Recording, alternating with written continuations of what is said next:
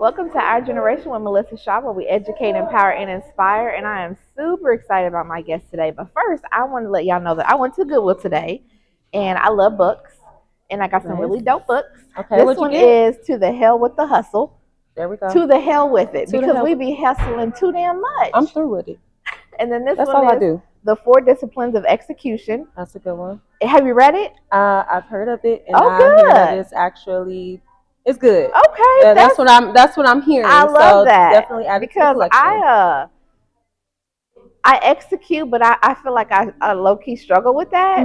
Why do you feel like that? Because I do so much that I don't think I give myself time to execute completely before I move on to the next thing. Understood. You're adding on a lot on your plate and executing what you can. You're doing what you're supposed to do, and then that's it. Yeah, not anything extra, to solidify, to make it permanent. Yep. And then this one is Eating the Elephant One Bite at a Time. And I think I've heard about this book before, like a long time ago. Whatever it is, it caught my eye. So it's 52 weekly lessons in leadership. And so I'm really big on, just leadership skills so that I can, help lead people, because it's not really about being someone's boss. No. It's about leading them to be their best person. Coaching, leading, developing. How can you make the next leader? Absolutely. I think that's the problem, though. A lot of people always just want to be the one leader. Absolutely, where the point is to keep developing different, more and more leaders as you go, so that you're not going to be here forever. Right. So you want to leave your legacy, right? Absolutely. So, and then, you think about, like, if you're creating a company or a business, the ultimate goal is for you to walk away. Exactly. Before you die. Exactly. But if I don't lead you, you can't go nowhere. I can't go anywhere because if I'm not there, then the business is not going to run. Exactly. And that's backwards to me. That's like, you might as well be an employee. The whole time. Because you can't even retire. Right, you still put in the same work. No, but yes, so welcome, Andrea. Yes. Thank you. Yes, I know. We finally gotten here. I'm excited. I'm excited. Too. Is it Ms. Black Indiana 2024. That is, yes. So tell the people your name, and how you came about being the queen. I'll call you the queen. The queen, period. Every time. Right. So yeah, my name is Andrea Ford. I am Miss Black Indiana 2024. I gained this title this year. This is my first pageant, and it's on a platform that is just solidifying all of the excellence, or embodies all the excellence of Black women. So to be able to represent that is beyond honorable. I'm humble. I'm just excited because it's brought about a lot of opportunities for me. I've met a lot of people with just wearing the crown or with just wearing the sash. And then that's the conversation piece a lot of times. And then after that, it's usually building a relationship. So in a sense, that's kind of how we met a little bit, with capitalizing on that conversation of Ms. Black Indiana. But yeah, and I don't think I've met a real life. So would you consider, like, you're a model, right?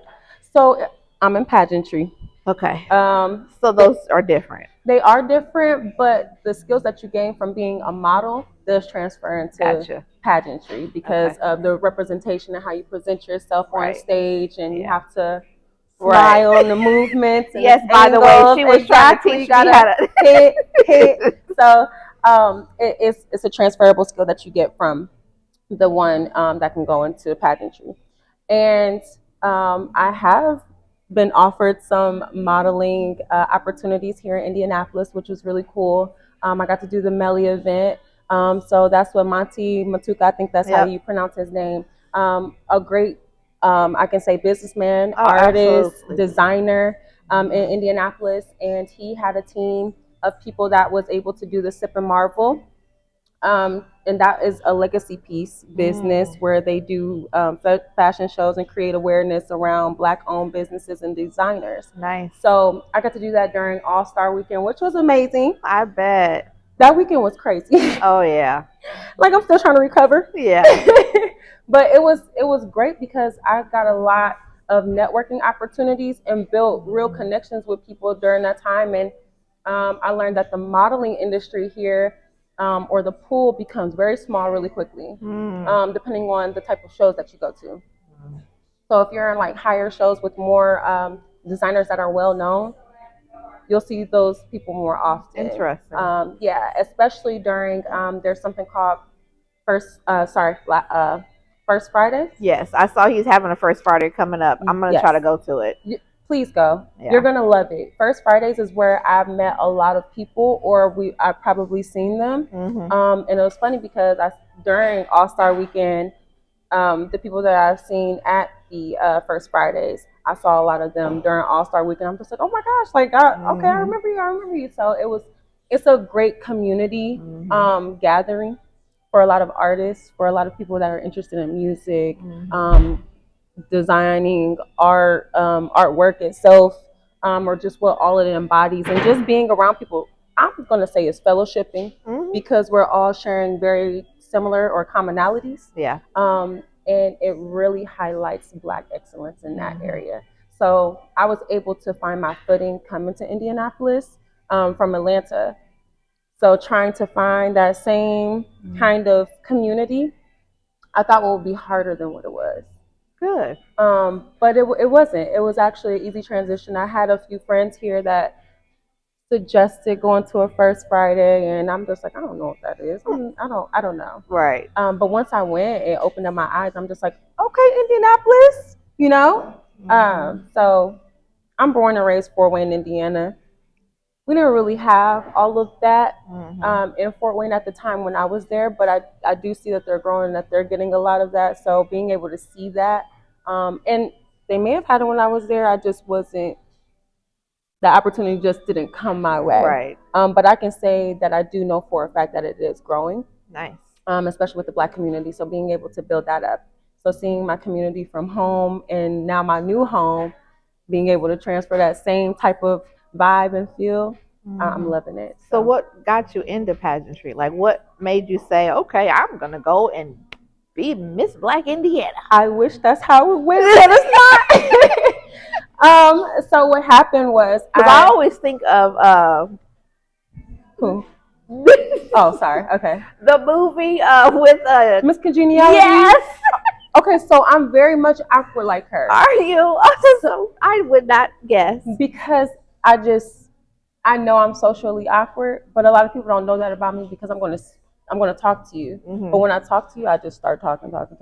That's my nerves. Gotcha. Because I'm like, I don't know what to say, but I'm just gonna keep on going and hope this comes together somehow. Right. Maybe, and then there'll be like an awkward pause, and it's like okay, right. All right, I'm gonna go now. Yeah. So just learning that transition. But to bring it back, what got me into pageantry actually was a young lady by the name of S.T.E.A.M Baker. And I worked at Hollister many years ago, and I was her store manager at one point. And she did it for, I think, a year or two, this actual organization, the Miss Black USA organization. And I just remember I was just sharing her posts on Instagram just because I'm just like, I'm proud of you. You're representing, you're beautiful. Like, I didn't really know anything about the pageantry or about the industry, but it was her. She was the person that I wanted to support.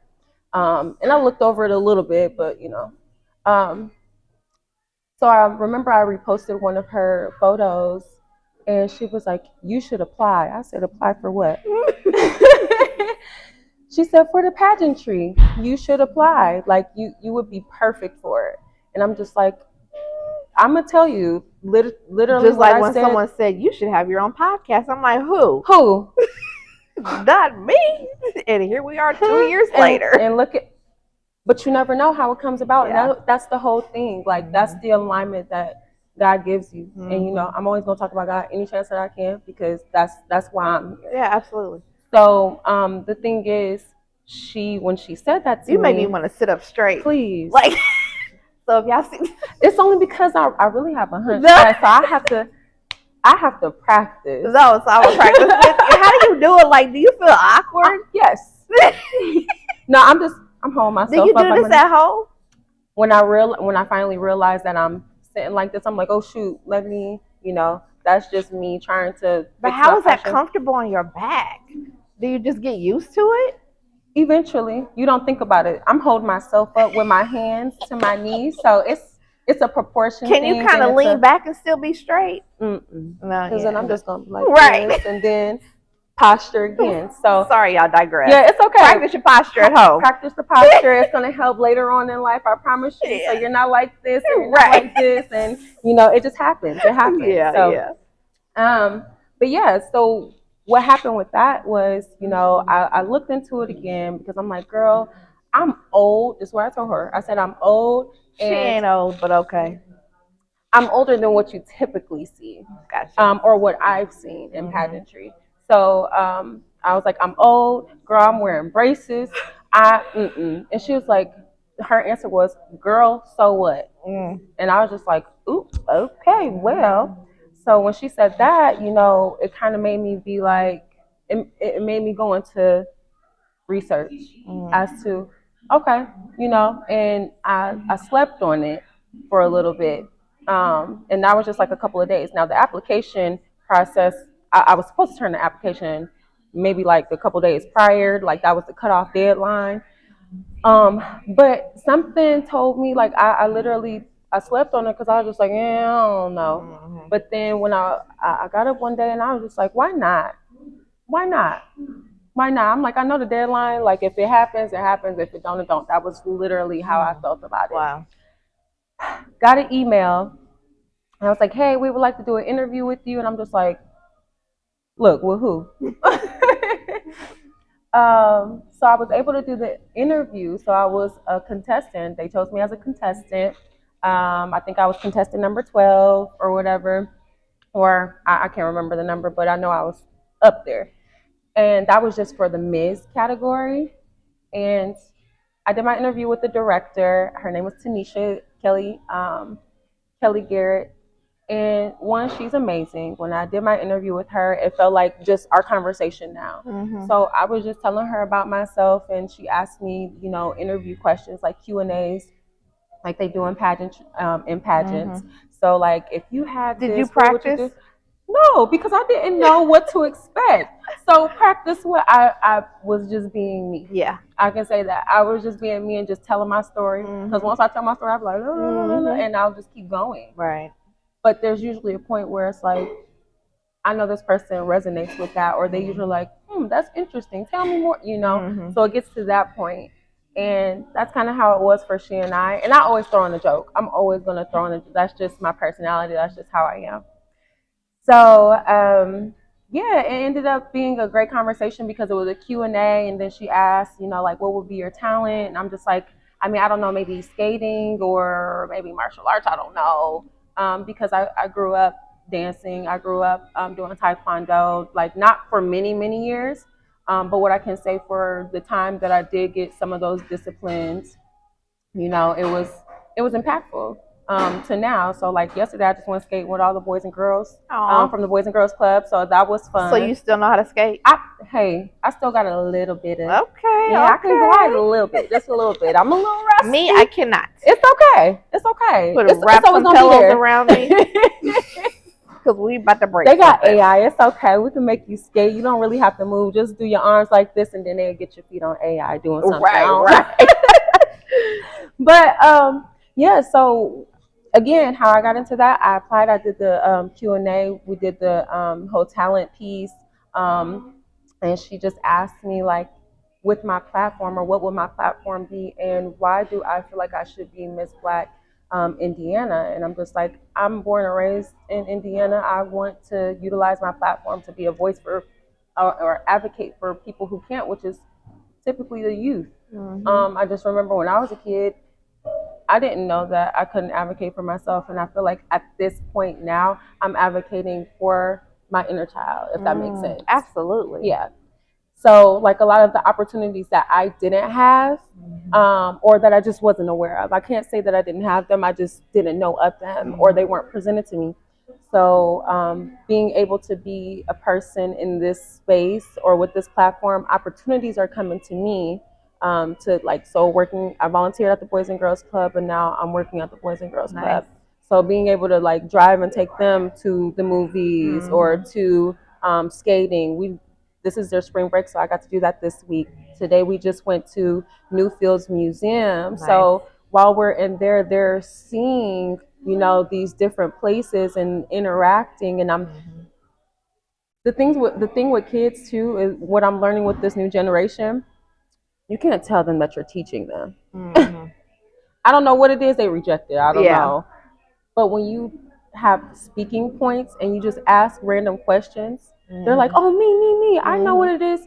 They're not realizing that they're learning something and they're retaining that in a sense. And but you recognize their way they learn. You Yes. met them where they are. Yes. And most adults do not. Yes. They want, and we've had that conversation. Yes. They want them to conform to how they think they should learn. Exactly. And that's not the case. It's like their own agenda, and it's just like, okay, this is the structure that I have. This is how I'm going to teach them, and that's it. But I learned that, like, so I have a goddaughter and I have a nephew that are they're on the spectrum of autism. Okay. So with working with them in the communication piece, you learn that you have to get very creative. You have to meet them where they are, and that transfers to any kid, because none of us learn the same. None of them learn the same. Yeah. So to be able to look at that and be like, oh, this is just one way to do it, like that, I don't agree with that. So again, meeting them where they are. They love interactive things. They're always going to be on their iPads. Okay, if we're not going to use an iPad, let's ask some questions. Let's see. Okay, let's do some movement today. You know, being able to implement things that they like. So that was something that I was able to speak to my director about. Nice. Was to, you know, being able to meet the kids where they are, being their advocate. And one big thing that stood out to me was getting into STEM. Like I'm a Black woman in STEM. I was just about to say, Yeah. so not only are you beautiful, but what else do you have? Beauty, brains. Yeah. I'm bold. I'm brilliant. I love it. And that's what the organization like highlights. That's why I felt like it resonated with me, because, you know, there's so many other organizations out there, and this is also scholarship based.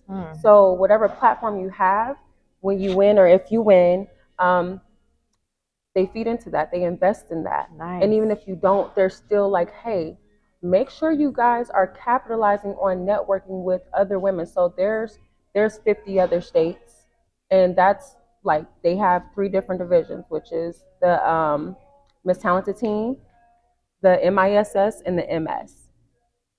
Think about that. How many women? That's 3 women for each state. And then you have the U.S. Virgin Islands, and you have a few other places outside of just the U.S. itself, or the 50 states itself. So just think about how many different women are in different avenues, what they're getting into.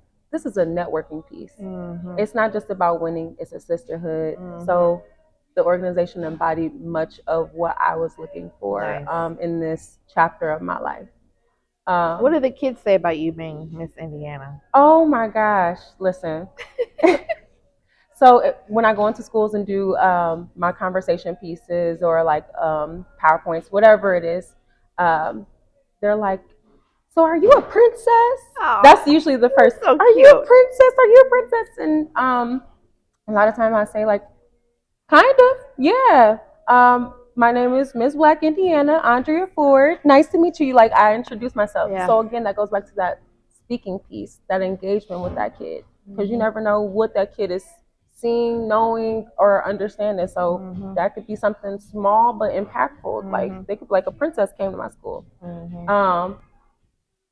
And the kids at the Boys and Girls Club, that's the funny one, because a lot of them, when I first came in as a volunteer, sash and crown.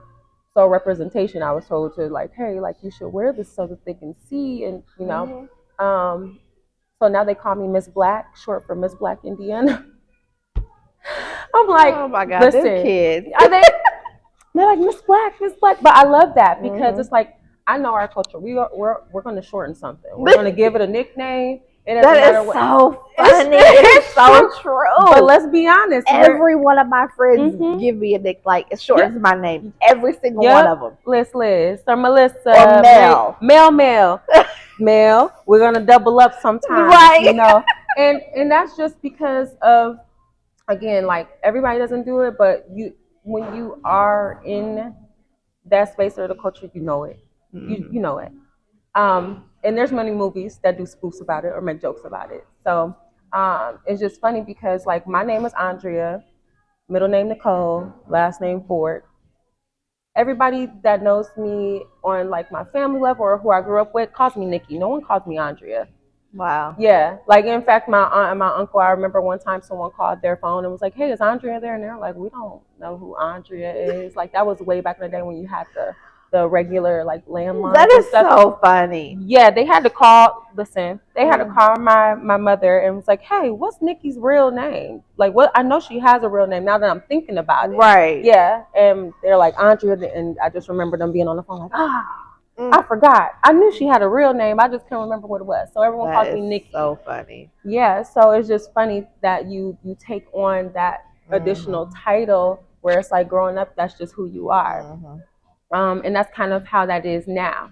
So when the kids call me Miss Black, I know who they're speaking to. Yeah. I know they're not meaning anything. Right. You know, it's just literally they're shortening the name of my title of how they met me. Yeah. So it's funny how that correlates from there to here. But I love it because I'm like, I know where I'm at and I know what I'm doing and I'm with my people and being able to represent in that piece, being able to show them like, hey, like I really did come from where a lot of y'all came from. Honestly, I can't say all, but I can say a lot. You know, growing up, I had a single mother with 4 children, us all in school. I just remember her speaking and saying, like, hey, you know, just finished high school. And I felt like, you know, nah, I want to go to college.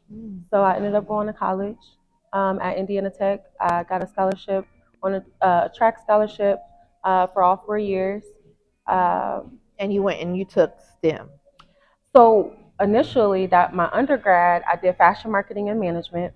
Okay. And then I completed my MBA in marketing in October of 2023. So congratulations. Yeah, continue my education.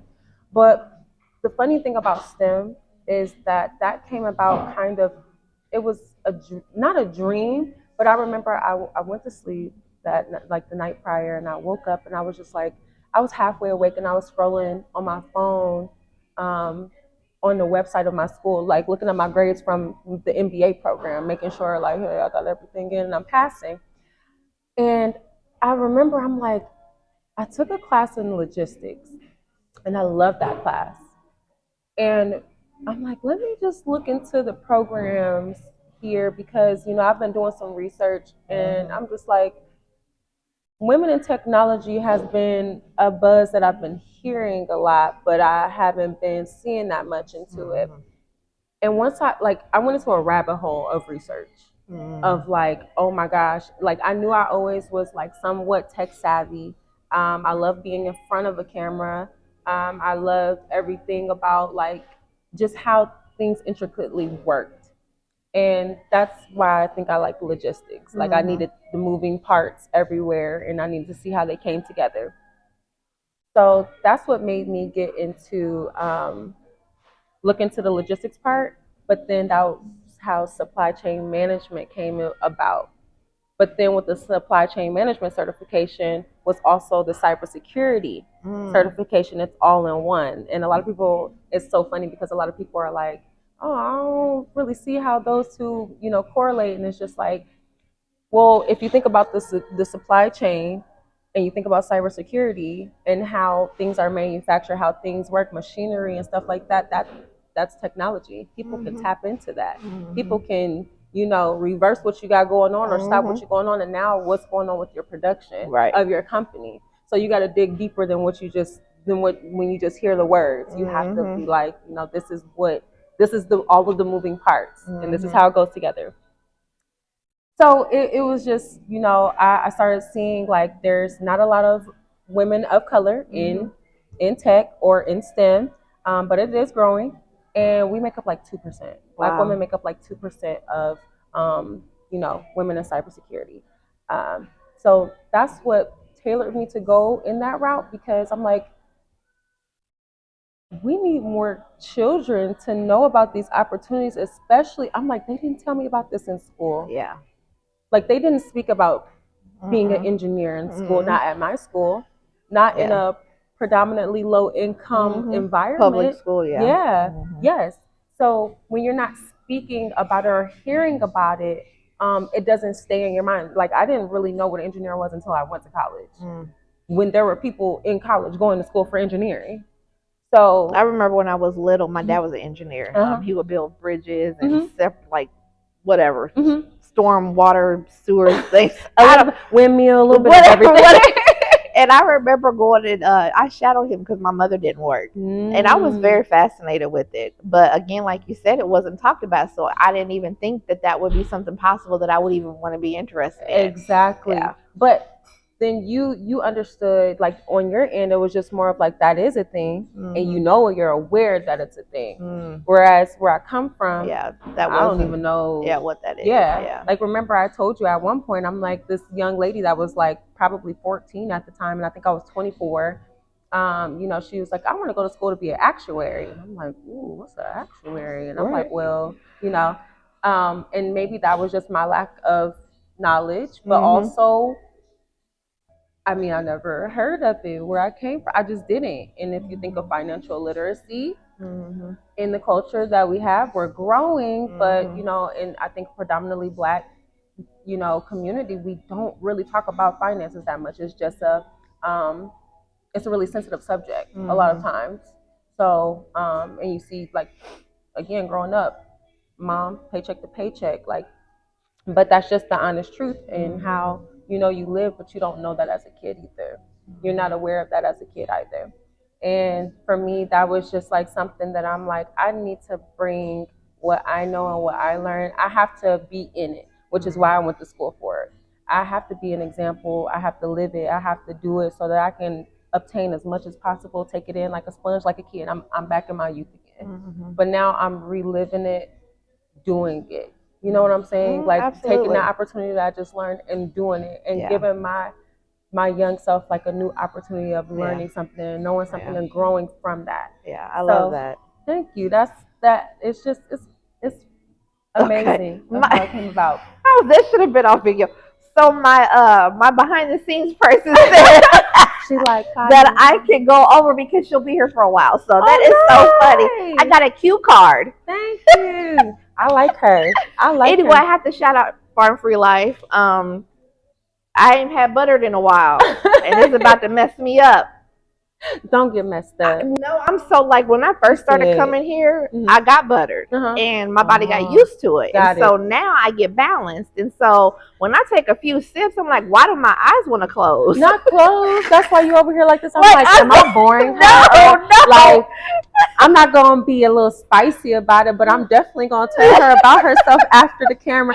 Girl, no, I'm just to let you guys know we're friends. Right. So for us, this conversation, this banter is not personal. It's just how we bounce off of each other. Yeah. And we pretty much did that from our first. Yeah, so we met at Melly and Melly event. Yes. Story time. The Circle City Storytellers. Yes, Murdoch put it on, and that was really dope. So that was amazing. Yeah, it was a really good experience. I still use that journal. Like, I use some of those prompts. Like, I know I'm supposed to kind of wait a little bit for when they have. Are they going to start it up again?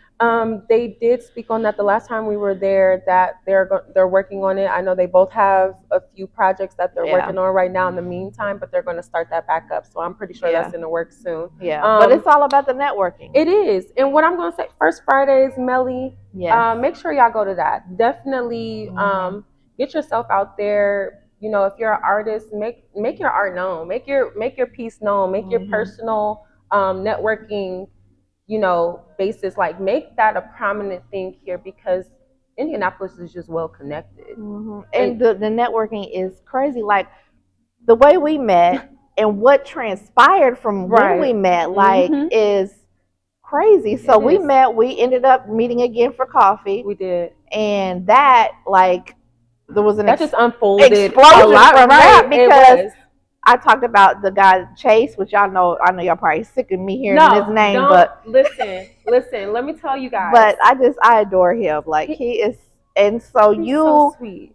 wanted to highlight his clothes and then made that connection, and then when y'all met and y'all connected, it was like, oh my goodness. I saw so much, like, even just speaking to him, I saw so much grit, perseverance, so much overcoming. Like, this is just in the, I think he gave me like maybe 2 minutes of his time about his life. Yeah. And so much of that at how young he is and how he's like, okay, but that's not going to stop me because I have a dream. Yeah. Which is what I was like, okay, this correlates like with my platform of like my childhood. So like us both tapping into like he living that childhood, right? Like I feel like right now, because I am so much older than him. Girl, please. I'm the one that's so much older than him. We're both older than him. But you know, that's all, even that bridging the gap and being able to make those connections. People are missing out on a lot of things when they don't network and make connections. I agree with that. And I think that's the biggest piece. It's like, again, you have to put yourself out there, because why wouldn't you want more people to know about what you do? And that's kind of, what I'm working on, is battling imposter syndrome. No, absolutely. Like today, I shared a Facebook post.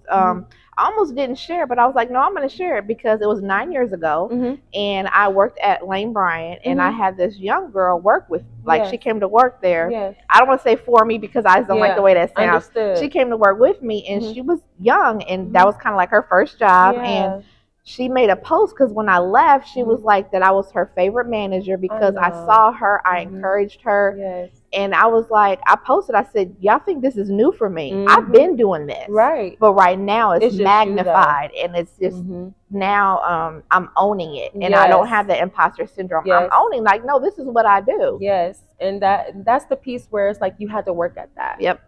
And how long has that taken? You know what I'm saying? A long time. I still struggle with it, but that's okay, because now you're like, wait a minute, you had that transition or that ascension of like, okay, I was here, but nah, I'm really hurt because I'm really living this life. And remember, we spoke on that. Like, that's a really Moses. Oh, she has to do Moses. I say this Moses thing, and I only say that, and that's because it's like, I don't know if you guys are like in the Bible, but just my interpretation. So please don't quote me too hard. But what I will say is my interpretation of, like, the Most High giving him the gift of like leading his people, speaking to his people, and him like, okay, I don't know if I'm really the person for this. Like, him questioning, like, oh, you sure? Because my my boy over here got all the power. Yeah, my boy over here got all the power, and he know what to say. He been doing But in a sense, it was just more of like, he's like, no,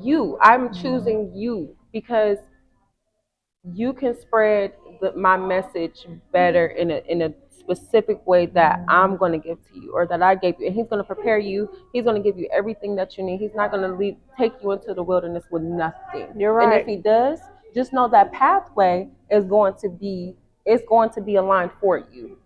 So, and I'm not going to say it's going to be perfect along the whole way. Yeah, absolutely. But it's going to be put on your, on your journey of what you learn, what you obtain, what you take in, how you utilize that tool. Because anything you learn can be a tool later on. It could be a tool, and this is an example of why you have people around you, because you saying that to me, like, that meant a lot, because we talked, I struggle with, like, and when I read that post, I was like, oh my God, like, it even reminded me, like, you've been doing this for a while, and I didn't even realize I was doing it. So, like you said, it's in me. It's in you. It's not on you. I was talking to Chase yesterday, and it came up again. It's like sometimes we want to be a certain at a certain place, but we may not be there for several reasons. Exactly. Maybe we're not ready for it. Maybe we need to work on some skills. Other stuff. Because if we get it now, are we gonna fumble it? Right. And listen, he can't afford for us to fumble it, because we are the only ones, like you said, that are meant to do this. I'm giving you the ball. So I can't. So if I gotta pull back because I can't let nobody else come in and take this, because this is for you. This is for you. Then we're gonna slow it down a little bit. You may want to be up here, but I need you to just trust the process. Right. Because I'm leading. So if you're asking me to order your steps and you trying to run ahead of me, this is not gonna work. People have that issue with, if I follow, I'm weak. Where it's like, no, let's talk about following. You have to follow before you can lead, because you have to learn what you are doing. Absolutely. You're going to follow someone. There's always going to be a teacher, but they always had to be in the seat as a student. But the teachers that are prevalent, yes, they make it hard to follow. They can. So I went to my first town hall meeting yesterday. Yes. Over in my neighborhood, and I was like, I see why there's no change. There's a power struggle there. I was the youngest person there. Ooh, okay. I'm 46. Okay, girl, look at you. But 46 where? But it's like, okay, I see, like, there's no young people here. Absolutely. And would the young people even be welcome? Exactly. That's a problem. Or are you going to shut down what they say? Right. Exactly. Because they're not saying it the way you think they should. They're not. And so I was like, this is a problem. Like, I texted my friends. I said, I'm about to run for something. I don't know what you have to for president. I don't know what it's gonna be. For president. Or I'm about to get one of these young people. Be like, all right, y'all want to let's get it together. I pushed it back in the campaign, but that's essentially what you're doing right now. Can you imagine having young people in office? I know it can seem scary. It's happening. We need the freshness. Yes. With the knowledge of, the past. Absolutely. Yeah, I'm not discrediting. They have wisdom and all of that, but they're not willing to turn it over and really mentor. Yes. They were like, no, it has to be done this way. No, let them come in and change it up. Like in Noblesville, there's a young guy. He's in his 30s and he's the mayor. Yeah. And the mayor that was before him, thought he was 100. Oh, and he had ran 3 times. So that off 3 terms. Yeah. It was but the younger ones came in and he has done so much good. He's really focused on mental health. He's like it's amazing. And I'm like, that's an example of why it's important. Yeah. Because you need to be able to move things in a different direction that the older ones are not going to do. Freshness. Because it comes to that point where it's like the world, the most constant thing is change. The world is constantly changing. The younger, the better, the more fresh with the ideas. Again, like I said, with the knowledge of the past and what we're trying to move into. But that takes time with anything else. Yeah. But I love that there's a younger mayor that's taking on, and making change, because you need that. Like, there's so much advancement, and if you stay stuck, your place will stay stuck. I feel like that's been the issue. Kind of in the politics for years, where I think now we're starting to see more young, fresh. And they want to know, why don't young people vote? Well, why would they? Yeah, they don't feel seen. They don't feel like heard. What are they supporting? Yep. And a lot of times, people go into these communities and it's not their actual community representatives, if that makes sense. So I know, like, for the Black demographic, a lot of times we don't see a lot of our representation. So I'm not saying that we don't vote, but sometimes it's hard to, vote for people where it's like, dang, like, where are people at? But even when that's the case, it's like, okay, so now our people is in office. We go to a point where it's like, okay, so what have they done? What do they do? But I love that, because then that starts the research process, and then that goes into, you get into the rabbit hole about politics, and then I love that, because now you're starting to obtain certain things. So that's like even on my board. Yeah. I was telling the one lady, I said, my youngest person on my board is 19, which is my daughter. Oh. That's unheard of. Yes, it is. People will shy away from having young people on the board because. Right. But I'm embracing that. I want them. Like one of the guys, Stack Over Shine, I'm having them on one of them on my board. Nice. And the other girl, she's 26, and so it's just. And you're 28, right? 20. Okay, girl, we friends for real. That's not. That's real. Wait a minute. What? I'm gonna say this one time. One time. Okay. One time for the one time. One time for the one time. I am 31. Okay. So that goes back to the pageantry thing. So there's 3 different divisions that I do want to speak on, because I do think that's important. I felt like being in pageantry, like, I thought that was out of the window. I didn't think that I would have an opportunity with that. So being able to compete, the Ms. division, that starts at 28 to 45. So you know what I'm saying? Okay. So a lot of times the ones that we see end at 28. I think they just raised one of the organizations, like one of the Miss organizations, to 28. They raised it to 28. So you see a lot of I'm not going to say ageism, but you do see a lot of cutoff limits with, and it's usually a little bit younger. Whereas, like, I feel like a lot of, again, people from where I come from, they don't think that this is an opportunity for them. So, again, that organization opened up that piece where I feel like that's kind of the leg up that they have in a sense. And it's just because it extends the age range. And there's other organizations that do it. But I, like I said, I love the other pieces of the platform. Right. So if you guys would like to apply, again. Yes, please shout that out. Yes. Again, my name is Andrea Ford. I am Ms. Black, Indiana 2024. And you can apply. Currently, I think the applications are open. So please look on MissBlackIndiana.com. You'll be able to see my face on there. And where can they follow you at? Please follow me on Instagram and Facebook. I would say Twitter, but I haven't been on there much. Yeah, I'm not on Twitter at all. Yeah, I should get on there. I have some good jokes that'll probably do well. It might go viral. I don't know. Maybe I just think I'm funny, but that's okay. Somebody told me I was funny the other day, so that confirmed it for me. Right. That's all I need. That's all that matters. Right. But yes, follow me on Ms. Black Indiana USA. That's on Instagram. I don't know why this keeps falling. Sorry. Nope, it's loose. It's a little loose right now. I have to readjust it. And then you can follow also my personal Instagram. It is _no Taylor. And then on Facebook, it's my full name, Andrea Nicole Ford. So follow me on there. And then also follow the official Miss Black USA organization. And that way you'll be able to see more about what the organization entails.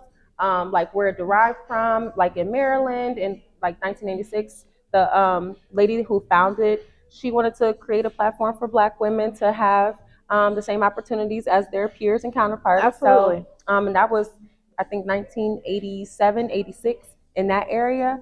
So to still see how young this organization is amazing because in a sense we're trailblazing. Yeah. Seeing the metrics or being told some of the metrics, and when you're a business person or have a business mindset, looking at numbers of how the organization is growing, and that's just on the social media, it makes a big difference. Yeah. And it opens your eyes to like, damn, we're helping this place grow. No, and, absolutely. You know, and to be a part of that, I feel like that's history. That's historic. So yeah, absolutely.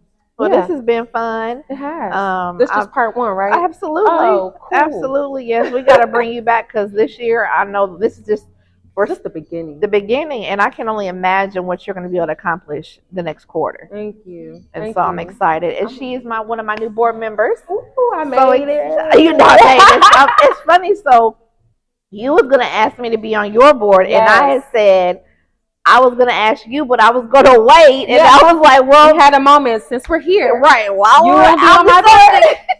So I'm working on my nonprofit called Beam into S.T.E.A.M. And that is to help the underrepresented youth through STEM and STEAM programs.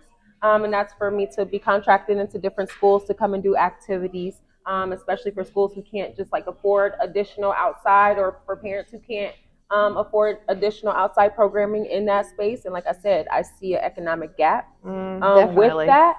So for the underrepresented children to have that same opportunity to do that, you know, that I want to be a part of that because, again, that was a piece that was missing for me. Yeah, I love that.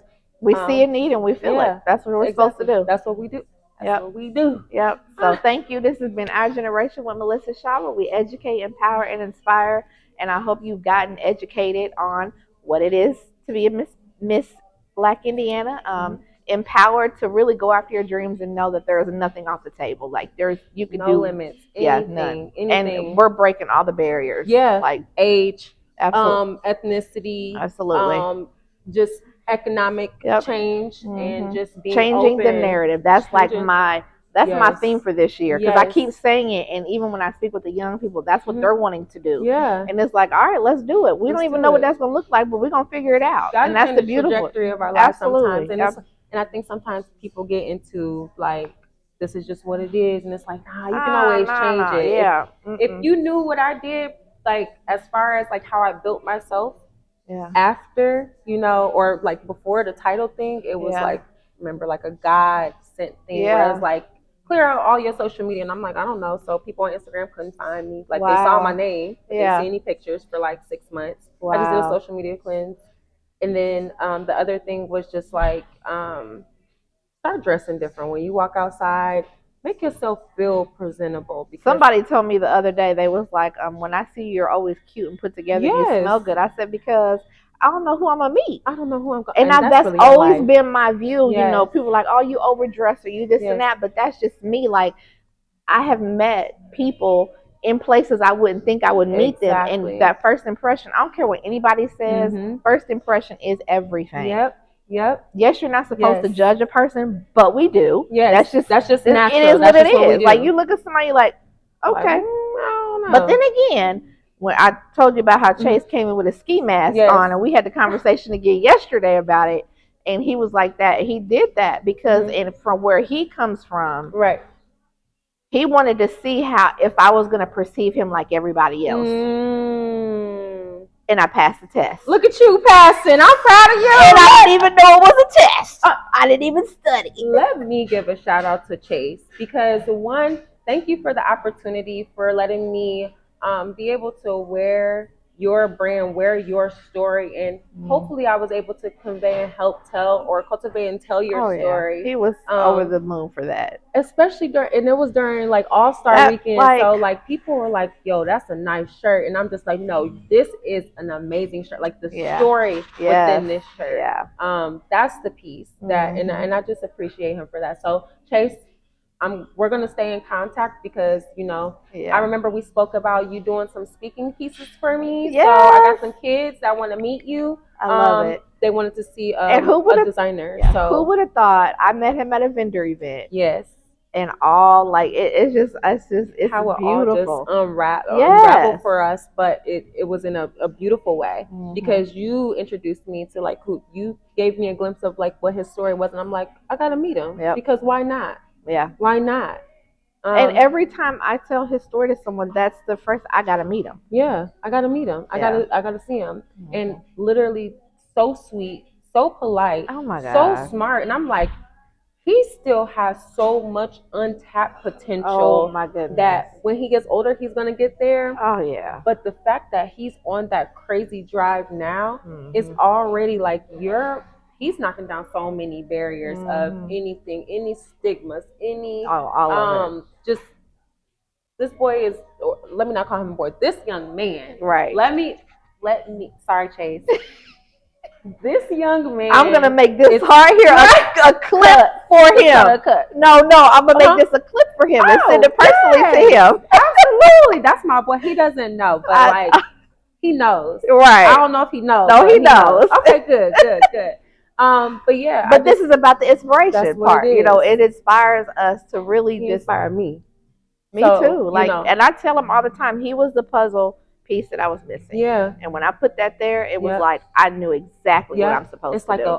It's just like it just snowballed. Yeah. And it's like you said, it just unraveled into something beautiful. Yes. And I appreciate you for that. Like you are a lot of the bridging of the gap of like youth and generations that came a little bit before or that just don't want to listen to the younger generation. You honed in on that. You leaned into that and was just like, no, they have something to say. So you're again an advocate. That's something that we both share. Yes. So to be able to do that is just like I love that, because everybody doesn't get that.